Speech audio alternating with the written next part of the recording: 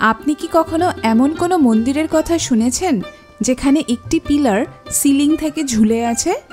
তাহলে স্বাগতম আন্ধ্রপ্রদেশের লেপাক্ষী মন্দিরে, যা ষোড়শ শতকে নির্মিত এবং এখানে একটি পিলার মাধ্যাকর্ষণকে অগ্রাহ্য করে বহু বছর ধরে দর্শনার্থীদের বিস্মিত করে চলেছে। এটাই শেষ নয়, সিলিংয়ে আপনি দেখবেন 400 বছরেরও বেশি পুরনো চিত্রকলা, যা এখনও উজ্জ্বল রং ও সূক্ষ্ম নকশায় পরিপূর্ণ।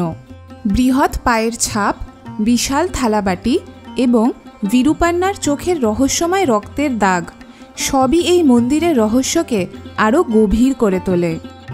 বাইরে পা রাখলেই দেখতে পাবেন একটি বিশাল নন্দী মূর্তি, যা একটি পাথর কেটে তৈরি এবং মন্দিরের ভিতরের শিবলিঙ্গের সঙ্গে নিখুঁতভাবে সরল রেখায় স্থাপন করা হয়েছে।